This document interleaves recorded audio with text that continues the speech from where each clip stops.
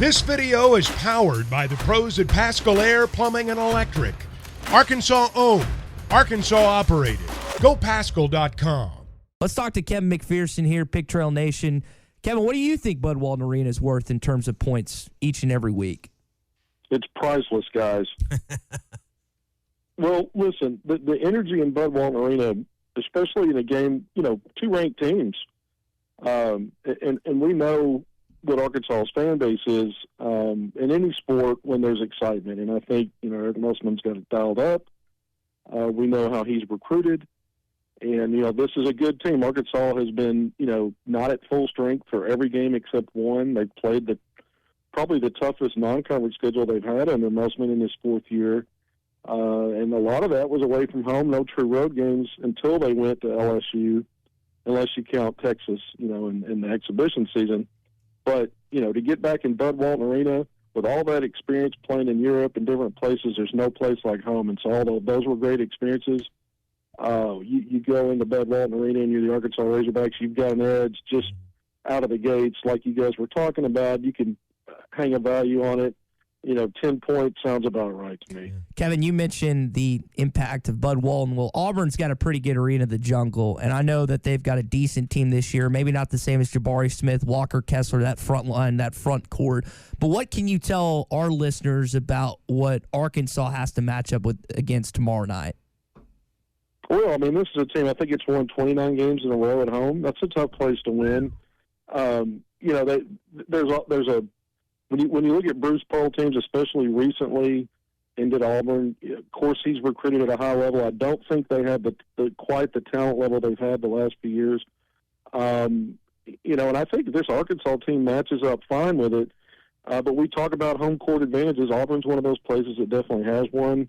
I like the Razorbacks roster as it is without Nick Smith Jr. We know Britt Brazil's out. I like what Arkansas brings to the court better than what Auburn has. But you're on the road, and Auburn goes on the road and loses at Georgia, who's now has never been really strong in basketball, not very often, and but we know how it is on life on the road in the SEC. So I think this, you could say this is a coin flip, a coin toss. Arkansas loses it by 3 at LSU, wins by 6 at home. Most nights are like that in the SEC. You go on the road, even though I don't give, and Auburn might be one of those road games where you look at their environment and compare. I don't think it's as good as Arkansas's, but it has certainly been effective. So I think this is one of those games that's going to go to the wire again. And I think Arkansas is going to be dealing with backcourt quickness. Arkansas's got a size advantage. They had a size advantage against Missouri. I think this will be another game where positionally you see a lot of size advantage for Arkansas, but on the road, Arkansas is going to have to find ways to get to that free throw line. They're going to have to stop, 46 threes combined in the last 2 games. That's not Arkansas's. That's not playing to the Razorback strengths yet. That's what they've decided to do, and I think they have to fix that too going on the road. It's going to be tempting because defenses are going to scheme to dare them to shoot because they don't want Anthony Black getting downhill, picking and choosing as a scorer, getting to the rim or a passer, and they want to keep Ricky Council on the perimeter if they can as well because we see what he can do when he begins to carve up a defense on his drives. Kevin, everyone's got an opinion or a theory on what's going on with Nick Smith. I'd love to hear yours. Wasn't it shoot around Wednesday? Was in L.A. getting his knee looked at. What's your thought? What do you know about what's going on with Nick Smith right now? Yeah, well, he's represented by Rich Paul and Clutch Sports. They're out in L.A. It's not his first time to go out there. You could have representation as a collegiate because of NIL, and that's what that setup is. And then, of course, Rich Paul's probably the most influential agent for the NBA these days. He's certainly, in my opinion, probably the top guy when you're talking about agents in the NBA. Starts with LeBron James, and the list goes on. So, I'm sure that this is my speculation, but I feel pretty certain that there's probably some coordination there to get if he's having an assessment out there. Through his representation, and why wouldn't you do that? Because you've got someone that's got access to the best, and that's your goal. You're projecting as a one and done, not only a lottery pick, but potentially a top 5 pick. To me, the thinking there is, we'll call it a second opinion, get an evaluation, and moving forward from there. And, there's been an express concern about him not being at 100%, and if he can get to 100% being on the court as a Razorback again. He's come back twice. He originally got hurt in Europe in the final game there, missed some considerable practice when Arkansas got back, got healthy, got back on the court, played in the preseason, got injured, and, I say re-injured. Whatever is going on with that knee flared up, and I know that happened just literally days before the season opener. He missed, the first 6 games, came back, and there was always speculation, well, he won't, there was some kind of special speculation, well, he won't play his first game until after the first of the year. Well, we know that wasn't true. And so there's a lot of speculation now that it had already been decided that things were being shut down. I just don't believe that was ever the intention. However, as things progress or don't progress enough, that could always be the result, especially when you're going to have a new assessment or another opinion. Things can change. And so although I think the plan has been for him to get back on the court as a Razorback, that we could see it play out that way. Musselman has said yesterday, when we've been told indefinite, he's still saying it's still indefinitely, but nothing until after the month. So at least there's some, guideline or guidance on the soonest he might be back. So that's next month, and we're just now getting into January. A lot of games, including the Big 12 SEC Challenge played at Baylor. So there's a lot of games. Arkansas will have played 8 conference games and that SEC Big 12 Challenge before they get into February. So there's a lot of stuff that's going to play out without Nick Smith Jr. if there becomes a time where he is able to come back. And again, I think now we have to have a realization that there is a potential that he does not play as a Razorback again. So who's calling the shots here? I mean, normally it'd be the training staff at Arkansas and the coaches, and I guess in coordination with the player. What's your feel on who's helping Nick make these final decisions about how long he's out, what he does with the knee? Who's calling the shots when it comes to Nick Smith's knee? Yeah, I think it's a collaborative effort. I mean, I know a young man. I've covered his career since 8th grade. If it were 100% up to him, he'd be trying to get on the court. Ding, ding, ding. And so I think between the medical folks who are trying to help him, his parents, his family, they're obviously very much involved. And so I think it's a group effort on deciding what's best for him and what makes sense. Again, we remember when he initially tweaked the knee in Europe, he didn't finish that final game. And so that's been the starting point of everything that's happened after that. And each time he's tried to, he's made an attempt to come back. So I get the feeling that his heart is in playing for the Razorbacks, and I believe that to this day. But I don't think it's any one person calling all the shots. I think it's a collaborative effort. And I think anytime it's a player who has whether they have a pro future or not, they should have a heavy say in when they get back on the court, because it's their health, and they're the ones that are also contributing to the situation. So it shouldn't always just be up to the school, the coaching staff, the school's medical group, and certainly parents are going to play into that, and whoever they trust as well to help weigh in. Kevin, you just alluded to something that I've felt and believed for the last month or so, that I think that Nick wants to play.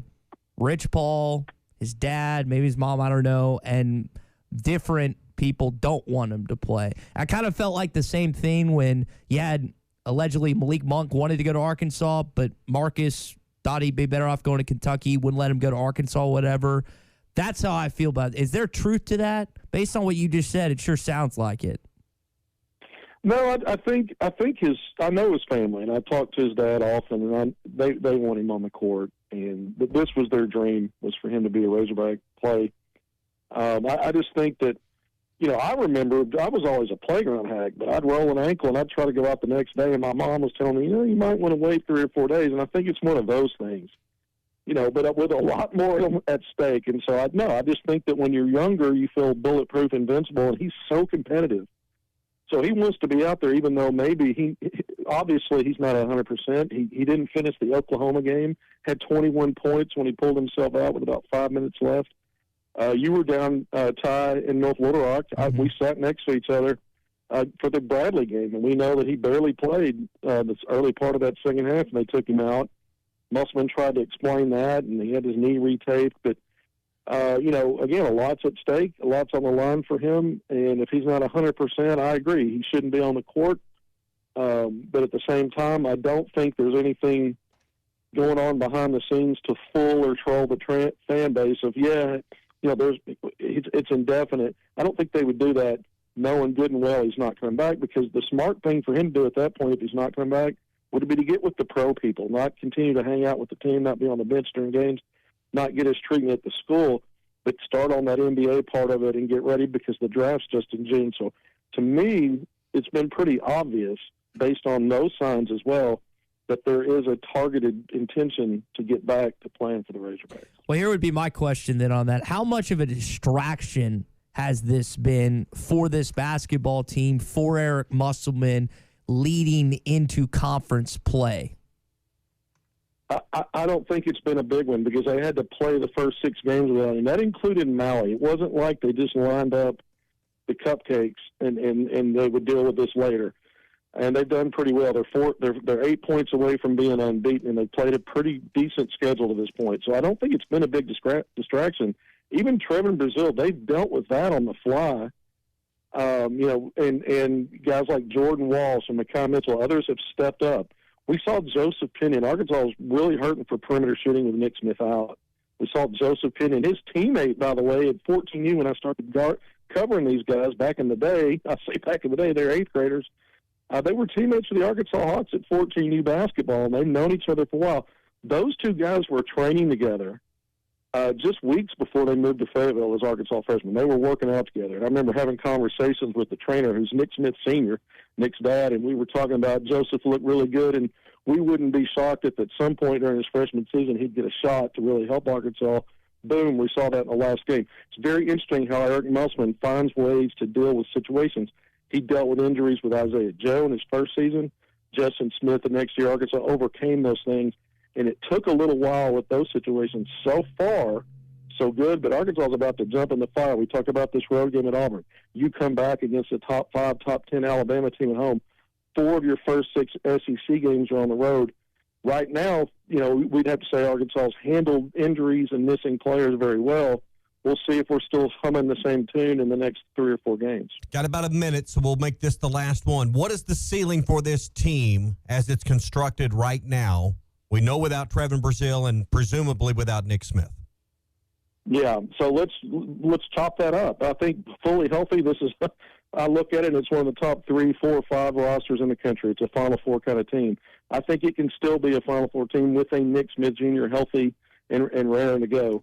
I think without those two, to answer your question that way, I still think it's a team that can get to the second weekend, just like the teams he's had in the last 2 years, because I still think the way he recruited in this class, even without 2 A-listers, they've still got plenty of other A-listers and supporting guys, and we've seen them overcome the injury. So I think this is a team that's still a tournament team, a team that they can at least get to the second weekend. And if you do that, you've got a chance to get to that final weekend. That's the Final Four. So I think it's at least as good as what Musselman's had the last 2 years, probably better than last year still, and maybe similar to the one 2 years ago with Moses Moody in that group. BetOnline remains your number one source for all your sports betting this season. Everything from the NFL and bowl season to esports. You'll find the latest odds, team matchup info, player news, and game trends at BetOnline. BetOnline features live betting, free contests, and live scores for almost any sport or game imaginable. We're the fastest and easiest way to bet on all your favorite leagues and events. Head to betonline.ag to join and receive a 50% welcome bonus on your first deposit. Make sure to use the promo code BELIEVE to receive your rewards. That's BLEAV. Bet Online, where the game starts.